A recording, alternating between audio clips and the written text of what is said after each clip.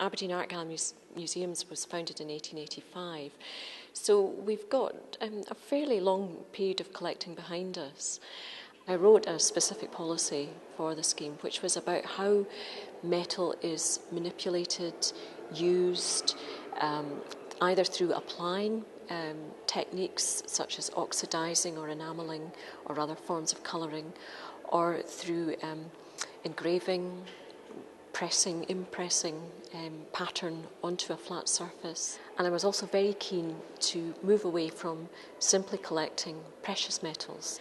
And I think a key moment for me was going to collect a couple of years ago when I came across some Japanese metalwork by artists whom I hadn't seen before, one of whom was Toru Kaneko, making a very large, interesting vessel. And I had a real kind of gut feeling response to it.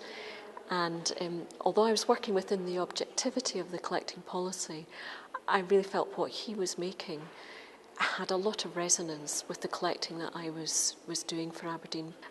My policy hadn't really encountered collecting from abroad, and so I had to kind of take a step back and review it at that stage, which I did in discussion with Jill Headley. If we look at the two pieces I bought by Junko Mori, I mean, she's a young Japanese metalsmith, studied in London, and then began to use forging techniques, first of all with silver and now latterly with base metals.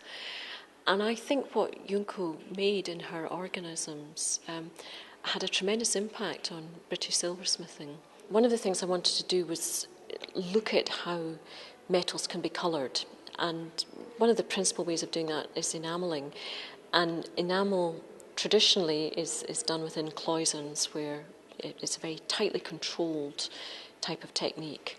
And I was really mesmerised by a piece by Vladimir Bohm that I saw. He's a Croatian working in London, where there were no cloisons, there was no control really.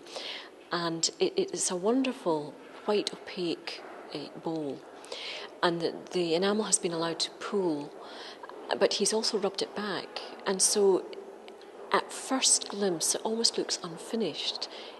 I met Simone ten Hompel in her studio and had a fascinating time with her there. Simone had spoken to me about how important the spoon was to her as a metaphor for nourishment and family life.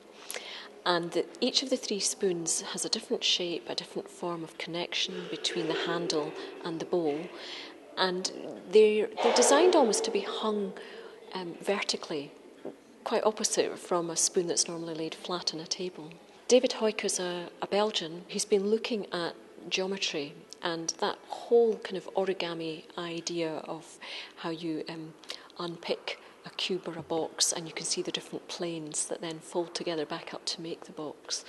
But rather than using square or straight-sided shapes that you fold up to make a box, he's used circular shapes.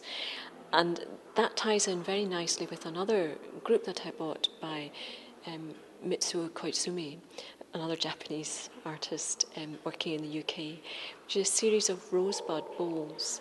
Each of them can be used individually, but when jointly stacked together, they form a rose flower that is just beginning to open. Robert Foster's represented in the collection by a fascinating, wonderful organic teapot. It's called a samurai teapot. I think simply because it's reminiscent of a samurai helmet, which despite its unusual shape is functional and actually works. It pours tea beautifully.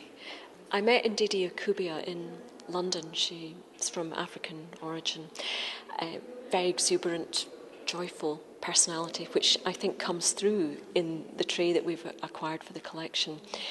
The flat sheet silver is hammered over a stake in the same way that an 18th century silversmith would have done. And then she turns it over and hammers it on the other side. And what you have is this wonderful rhythmic piece. I think it was really quite important for me that this little time of collecting, this 3 years, wasn't seen in isolation from the rest of the collection.